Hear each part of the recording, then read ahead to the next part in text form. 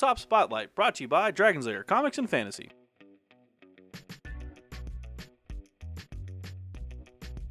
Hey everyone, I'm AdamHarry from BoLS with Steven from Dragon's Lair Comics and Fantasy. We're back with another Tabletop Spotlight. This time, you brought a neat little box scheme today. I brought a very small but very potent little box here. What is this one? This is One Deck Dungeon, the Forest of Shadows standalone expansion. Nice. So there was the original One Deck Dungeon Yeah. not too long ago. This is a more recent release. It works as a standalone box, but you can also combine it with the base game. Okay, cool. So, real quick, what is One Deck Dungeon? For sure. So One Deck Dungeon is made as a solitaire or two-player co-op out of the box card game that you use dice representing your different stats and abilities to complete tasks in the dungeon, fight monsters, fight giant bosses. So we're literally going through a dungeon, one deck at a time. Yes. Cool. Let's dive right in. Sounds good. All right, Steven. One Deck Dungeon, Forest of Shadows. This is a cool-looking box, cool-looking game. So yeah, let's dive in here. Go right in. So we have, what are those, character cards? So yeah, you start with your character cards. They are double-sided for one player. Oh, let me get that in the camera. One-player mode and two-player mode. Okay. You'll notice the stats are a little lower on two-player because you're sharing a die pool with two characters. Like all their stats, special abilities, and then you got like a pretty healthy variety of characters. Okay, cool. Little cheat sheet for what you do on a turn and how a boss fight goes. Yeah, there are bosses. Okay, there are bosses. Good to know. Good to prep for that. Pretty quick rule book. Yeah, which we'll talk about. We don't need to go super deep detail, but it's pretty obvious once you see what's going on here. So, what is this thing? This is super cool. This is maybe my favorite part of the whole game. Is as you complete games of One Deck Dungeon, whether you win or lose, you get check marks based on the difficulty of the dungeon that you just completed. Okay. And then you can fill in these check boxes and get permanent stat upgrades. This is a campaign mode, so your character levels up between play session to play session.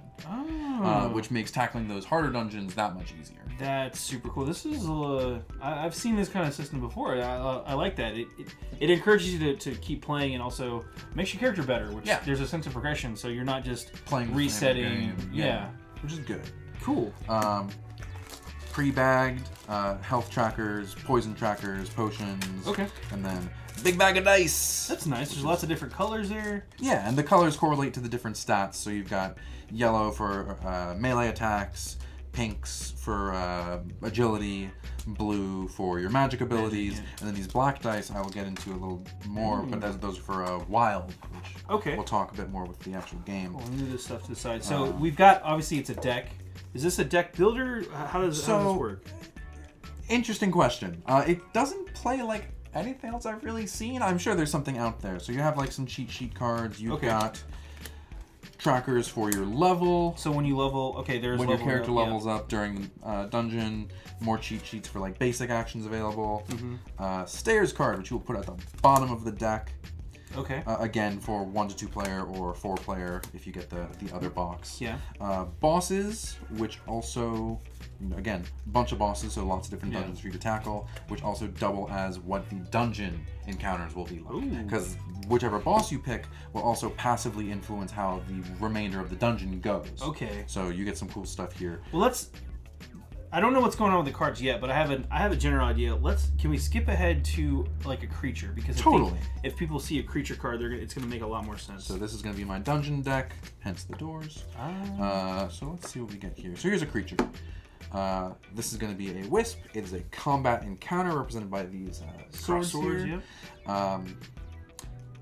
When you flip over this, you have to roll your pool of dice, which is represented by the character sheet of what dice you add to the combat encounter. So, for example, if we had the hunter here. For sure. The hunter would give you... This is the one-player version of it? So you'll get 3 yellow dice, you'll get 3 pink dice, 1 blue die, and you have this much health.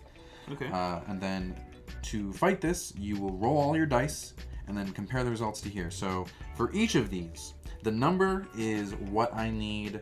On the die? On the die to cover that up physically with the die. Oh. And then the symbols are what happens if I can't do that. Okay. So like this would be I lose 1 time, which is like you basically mill a card from the deck, which means that you have less time to grind for XP and items and things. That's a poison counter, which is something new for this version of the game. It basically is potential damage if you can't clear it later. Okay. Health is just straight health damage. You just apply it to your character sheet. And then that's basically it. Okay, so those are the negative effects if you don't... If you cannot cover it. Which, so the hunter is going to have a hard time. Because that's a lot of magic. Yeah, that's the one blue die. Obviously, how does that work? Like, if I fight this as the hunter, I'm like, well, I can't beat this thing. How does this... Right, so I'm not going to beat it in one turn. For sure. So you'll take the penalties, or you can opt to go down a different dungeon floor. Because when you explore out the dungeon deck, you deal out 4 cards. Okay. And if you don't like the wisp here, you can choose to like ignore that for a while and just flip over a different card. But every time that you take an action, you have to mill 2 cards out of the deck. So you're spending time to do this. Okay. But that's the trade-off. Okay. But then like this might be an easier encounter. This also points out another thing. These longer I was gonna squares, ask you can apply multiple dice. Makes sense. Because you couldn't get a 10 on a single die. Not in any D6s I've seen. Not cheaty D6s. That's a whole other thing. Well, but there you go. That's how you win the game. No. Right. So let's say you do defeat this wisp, and in fact, when you fail to do this, you take all the penalties, but you still completed this encounter, so you do get this card. Okay. So that's nice. It doesn't just outright punish you. Do you get to have multiple die rolls on to beat it, or is it just one? It is pass or fail. Oh wow! So it's a little vicious, but that's okay. Okay. Because you'll be getting these cards whether you succeed or fail. Okay, so pass fail, I get the card. What does that mean? So you will roll your pool of dice. You will cover as much of it as you can. Everything that you don't cover, you take the penalties for, and then you get the card. Okay. So if you clear the whole thing, then you take no penalties, which is great. Yeah. But if you can't, then you take whatever penalties and get the card anyway. Okay. But then how you use this card, you can do it in a lot of different ways. Okay. You could get experience points represented by those torches, and if you get enough of those, you can level up your character. That's the level up card. Yeah, the level up cards. So this one you need 6, so you'll have to get a couple cards, but like you'll eventually upgrade to get more stuff, which is great. Yeah. You could slot this in here, and now you'll notice I have an extra yellow die for future encounters. Or I could slot in the ability, and now I have a special ability. This means I have to spend at least a 2 on a blue die result, but then I get to add a yellow and purple to my die pool and roll those immediately. And then I have to discard one of them, probably the one I don't need or the lower result. Well, that makes a lot of sense. So pass fail with these encounters, they add to your character stats in some kind of way. Yeah. Cool. Now, the next question I had was, you had mentioned wild die. Obviously, this hunter can't do this. Does the hunter have a way to deal with that? For sure. So dealing with this, you will not have enough dice to handle this. Like I have 7 dice and there are 9 spots. Yeah. Here. So I'm gonna take some penalties. A lot of this game is just taking the least bad option sometimes, which is fine. Yeah. But you're right. Let's say I needed to clear more of those blues because I don't want to get the double poison or something. Because the swords, the melee attacks are basically useless against this guy.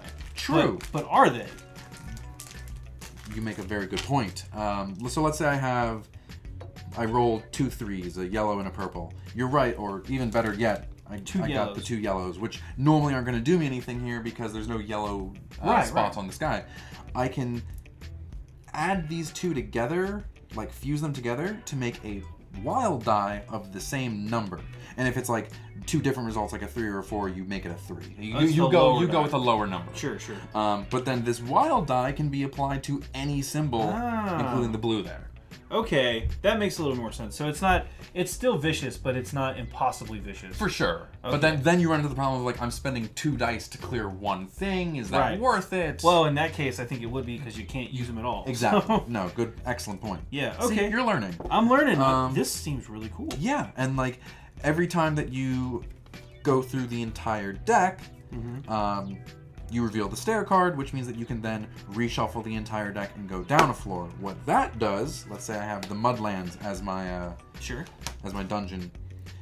The first floor of the dungeon adds this sludge effect to every encounter. So all of my trap encounters will have this stuff going on, which can be filled by any die. You'll notice there's no color or symbol there. Sure. But that green shield means that I have to handle that first before anything else. Ooh, okay. And then sludge is like a passive effect that just spend time, again, milling cards off the deck. Sure. When you gain an item as loot.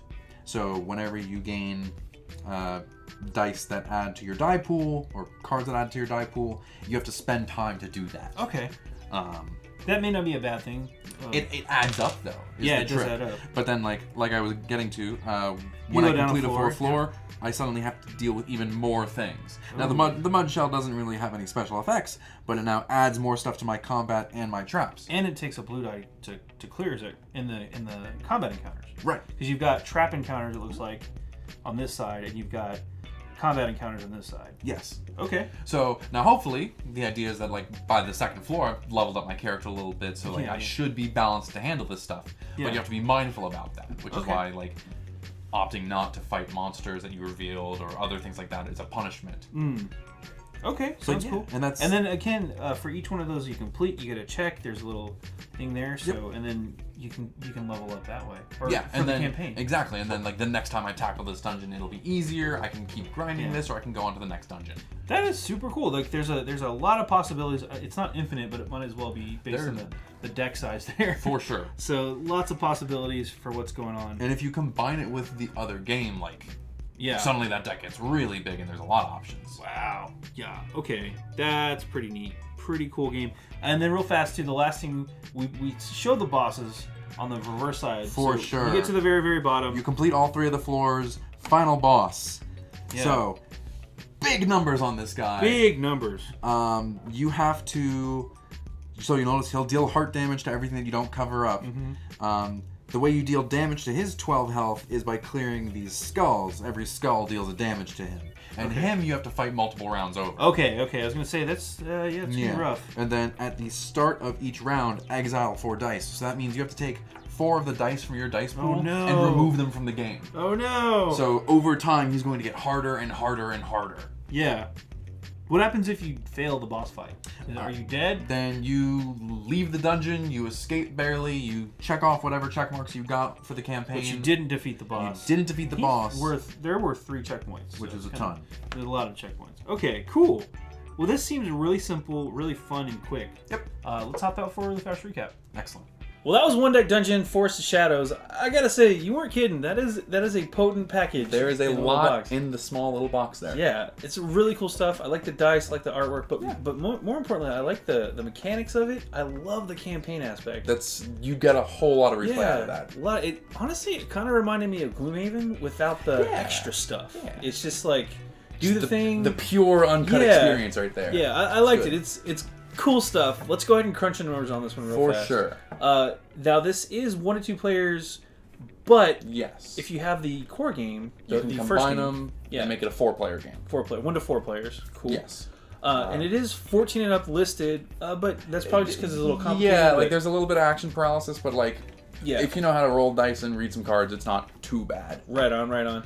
Now, the other thing, too, the runtime on this says 30 minutes. It says 30. In my experience, it's been more like 45 to an hour, but I could just be bad at this game. If you just roll 6s, everything dies. It's a good strategy. I need to start doing that for sure. And then roll 6s. And then... What's the price? It's 25. 25? Wow. You get a whole lot for what you're paying. I could see that being worth 25 like if you're looking at getting the second game, then it's 50 altogether, but for 50 for a 2-player game that has a ton of campaign replayability, like...